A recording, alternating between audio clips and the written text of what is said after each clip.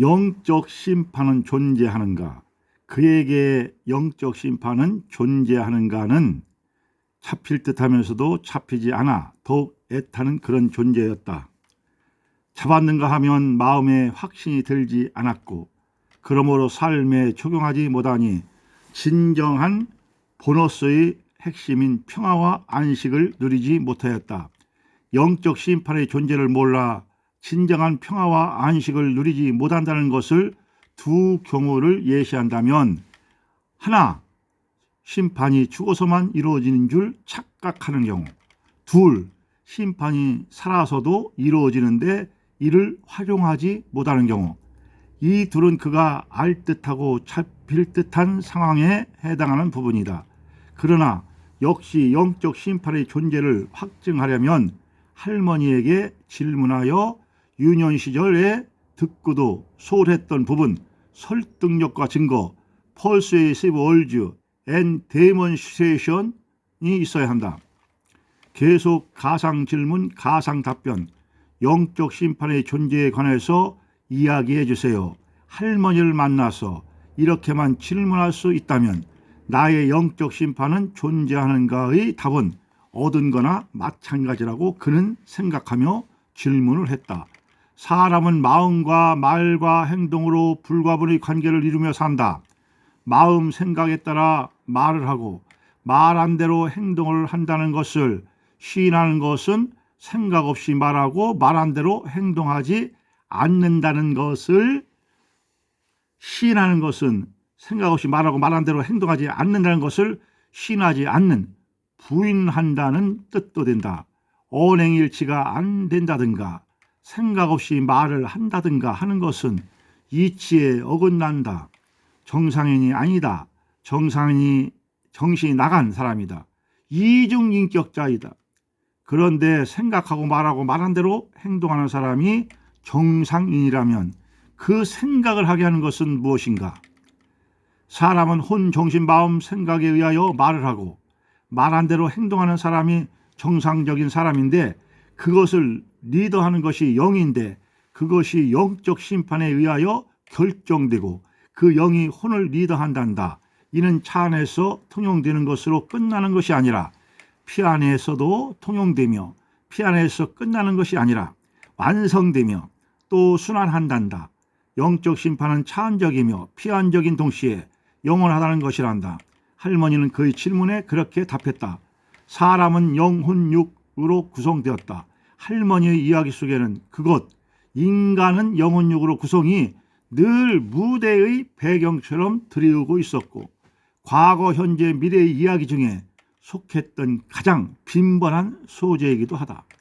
그는 할머니께서 이야기해 주신 이야기를 심사숙고하며 다음과 같은 질문을 했다. 사람의 본질은 무엇입니까? 영입니까? 혼입니까? 육입니까? 그는 질문하였다. 사람의 본질은 영혼육 중에서 혼, 즉 정신, 마음, 생각입니다. 그럼 영적 심판의 대상이 마음입니까? 그렇습니다. 그는 질문하고 할머니는 답했다. 영은 어떤 존재입니까? 영이라는 존재는 영원히 자연적으로 존재하는 것입니다. 아햄 후 아햄, 스스로 우주처럼 스스로 있고 무한하고 끝없이 존재하는 것입니다. 슈퍼내추럴가 아니라 그냥 무한한 내추럴입니다. 영혼은 인간의 관점으로는 초자연적일 것 같지만 그냥 평범한 자연스러운 일입니다. 인간 속에 존재하는 영혼육 중에서 영은 그냥 내추럴이다. 그는 암묵적으로 중원하고 부원했다. 그것이 아햄후 아햄이다. 영은 스스로 영원한 존재이다. 인간이란 존재에는 이 영이 존속되었다는 것이다. 육은 일시적일 수도 있고 영원적일 수도 있는데 옷같이 갈아입는다고 보면 된다. 물론 영혼이란 의미도 한시적 영혼이 있고 영원적 영혼이 있는 것은 말할 나위 없지만 한시적인 영혼은 만든 자가 있다는 것이고 영혼적인 영혼은 만든 자가 없이 스스로 내추럴한 존재를 말한다. 사람의 영은 만든 자 없는 영혼적 존재이다. 혼은 그 영에 존속된 즉 각 사람이다. 육은 만든 자가 있는 영혼 즉 한시적 영혼에 속하므로 만든 자에 의해서 영혼이 좌우된다. 즉 만든 자가 죽일 수도 있고 영원히 살릴 수도 있다. 이 말은 전에 언급을 수없이 했지만 다시 말한다. 할머니가 이야기했다. 그럼 혼, 정신, 마음, 생각, 말, 행동은 뭡니까? 그는 질문하였다. 혼, 정신, 마음, 생각, 말, 행동은 뭐냐? 영적 심판의 중심. 에니치 펄슨 워스 저주드 코링트 월이 했던 각 사람 중심은 행한 대로 심판을 받는다.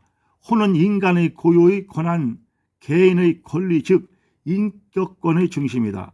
사람, 혼, 정신, 마음, 생각, 말, 행동은 영을 따르기도 하고 육을 따르기도 하는데 사람은 선한 영을 따르느냐, 악한 육을 따르느냐, 또 선한 영을 따르느냐, 악한 영을 따르느냐. 선한 영은 이치, 생명의 주에 속하고 악한 영은 육, 세상에 속합니다. 이것이 영적 심판의 주체가 된다. 할머니가 그의 질문에 답했다. 할머니가 이원론적 사고를 지니신 것인가? 영은 선하고 육은 악합니까? 그런 질문하였다. 내가 다음에 이 문제의 물리사항에 대하여 자세하게 언급을 할 것이지만 우선 답변을 한다면 인간은 영혼육으로 구성되었는데 이는 불가분의 관계이다. 그 관계가 깨지면 사람의 일생은 무너지는 것이다. 그 불가분의 관계, 영은 정신을 리더하고 정신은 육을 리더하는 불가분의 관계, 인간의 본질인 정신, 혼, 마음, 생각이 영을 따르느냐 혼을 따르느냐의 선과 악의 판단은 불가분의 관계를 넘어서는 것을 의미하는 것이다. 정신이 영을 따르면 선이고 정신이 육을 따르면 악이라는 일은 긍극적 발언이지 이원론적 발언이 아니란다. 인간으로서 삶을 영위하는 데에 정신이 영을 따른다든가 육을 따른다든가 하는 삶의 영역을 넘어서는 것의 결론을 내린 사항이다. 인생의 삶을 영위하는데 불가분성을 넘어서는 영역을 넘어서는 의미 선악을 의미한다. 사람이 절제하지 못하고 불가분성의 범주를 넘어서는 정신이 육을 따라 극단적으로까지 치닫는 자행, 즉 범법 행위는 악이다. 범법이 악이라 주장하는 것을 이원론적이다. 또 정신이 영만을 따라야만 선이다. 이도 이원론적이다. 이런 언급은 극단적인 발언임은 말할 나위가 없다. 사람은 스스로 영을 사모할 수는 있지만 영만을 따라 사는 것은 불가능하다. 이는 사람이 선한 일만 하고 살 수 없다든지 혹은 사람이 악한 일만 하고 살 수 없다든지 하는 것과 동일한 의미이다. 인생은 단순하지 않다. 혼이 영을 따르면 선이고 혼이 육을 따르면 악이라는 것을 이원론적으로 바라본다면 할 수 없이 상기와 같이 장황한 설명을 하지 않을 수 없구나. 다만 궁극적인 결론을 내린다면 영은 무하다. 고로 정신이 영을 따르면 선이다. 궁극적인 결론을 내린다면 육은 유하다. 고로 정신이 육을 따르면 악이다. 그러나 이와 같은 사항만으로 총체적 선과 악의 정의를 대변할 수는 없다. 계속 가상 질문, 가상 추리, 영적 심판의 존재에 관해서 이야기해 주세요. 지금 할머니를 만나서 이렇게 질문할 수 있다면 그 심판의 답을 얻을 수 있을 것인데 삶에 적용할 수 있을 것인데 마음의 진정한 평화를 누릴 수 있을 터인데 그러나 나는 세상의 심판에 대해서도 잘 알지 못한다. 세상 법정 육법전서 이야기가 아니다. 세상에 살면서 차 안의 심판을 적용하여 사는 것 같이 차 안의 삶에서 영적 심판을 말하는 것이며 피 안에서 영적 심판을 말하는 것이다. 생각하고 말하고 말한 대로 행동하는 사람이 정상이라면 그 생각을 하게 하는 것은 영인데 그 영을 리더하는 것은 무엇인가? 영적 심판의 존재는 이 두 가지를 다 일컫는 것이다. 이 세상에 살 때도 하늘의 심판, 하늘에 가서 하늘 심판, 이것을 말하는 것이다. 이는 보이지 않는 것이다. 육안으로는 보이지 않는다는 의미이다. 보이는 것은 보이지 않는 것으로서부터 존재한다는 것이 할머니의 이야기를 듣고 결론 내려진 그의 정론이다. 태아는 보이지 않으나 존재한다. 물론 출생하기 전에 육안으로는 볼 수 없지만 의과학적으로 볼 수 있다. 의과학이 발달하여 태아를 보는 것 같이 사람의 영이 발달하면 슈퍼내추럴한 능력자의 도움이 있으면 태아 이전의 것 의과학의 발달로도 볼 수 없는 것까지도 본다. 이것이 영적 심판은 존재하는가 그중의 하나이다. 이것이 할머니를 만나면 해결되리라는 것은 유년 시절에 할머니 이야기를 듣고 이해한 부분으로 상처를 치료받고 이해하지 못한 부분이 뭔가가 있었는데 그것이 49년을 살다 보니 할머니의 이야기 속에 이해하지 못한 부분이 신비하게도 삶 속에서 특히 영적인 미래가 그대로 나타났기 때문이었다. 진짜 보너스를 이 땅에서도 누릴 수 있을 것인가? 진짜 참평화를 차 안에서도 누릴 수 있을 것인가? 피안의 영적 심판의 존재 여부를 확정한다면 가능한 일이다. 할머니를 만나 해결한다면 그것이 가능하다. 나는 그것이 조건이며 바람이다. 보너스라는 것은 참 평화와 참 안식인데 이는 차 안에서 영적 심판의 존재 여부를 확실히 정립하지 않고선 참 평화와 참 안식을 누릴 수 없다는 방증이기도 하다. 명수는 영적 심판의 존재 여부를 확실히 정립하지 못했다. 영적 심판의 존재 여부를 확실히 정립하고 그 판결의 결과로 선한 영이 명수의 영을 리더하면 차 안에서 참 안식과 참 평화를 누리고 그와 더불어 삶이 풍요롭게 되는 것은 말할 나위가 없다.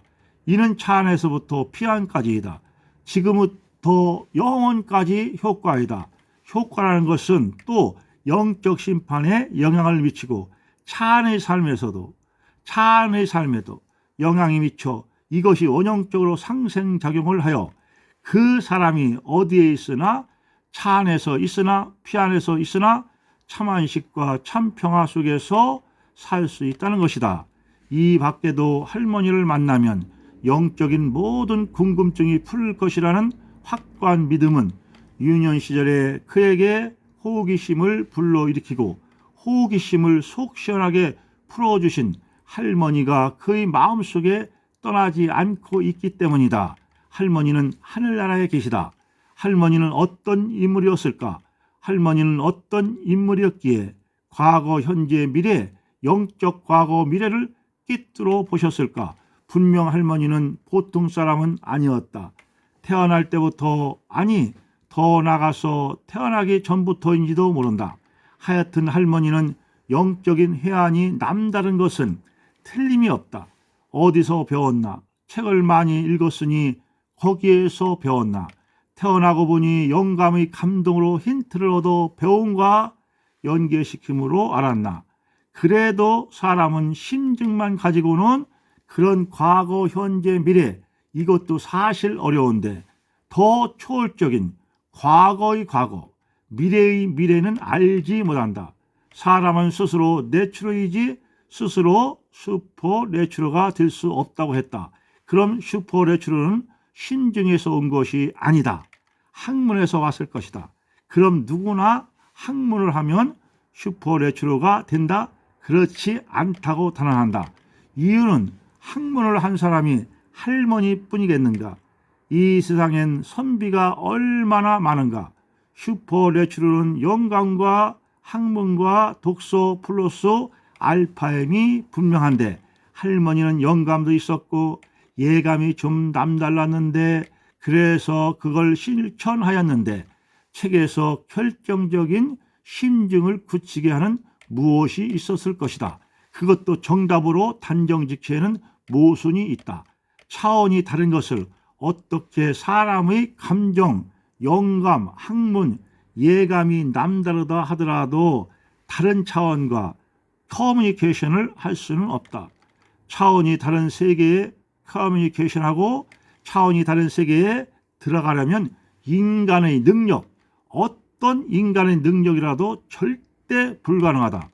그것이 커뮤니케이션이 되려면 동일한 영이 내재되므로 영이 통할 수 있어야 하고 또 슈퍼내추럴한 능력자의 도움이 있어야 가능하다.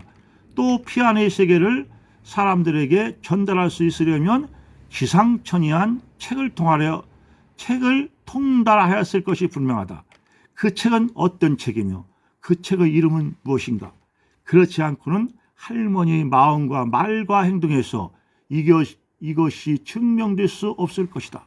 차원과 피안의 연결고리, 슈퍼내추럴과 내추럴의 연결고리는 차안의 영과 피안의 영이, 내추럴의 영과 슈퍼내추럴의 영이 일치됨으로 카운셔럴 능력자의 도움으로 피안의 세계를 알 수 있다.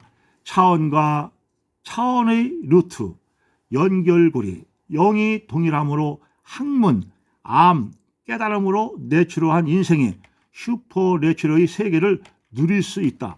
짐승과 사람은 영과 차원이 다르므로 연결 루트 없다. 즉 짐승의 영혼과 사람의 영혼이 다르고 차원의 불일치로 인하여 연결고리가 없으므로 짐승이 사람과 동일한 일생을 누릴 수 없다.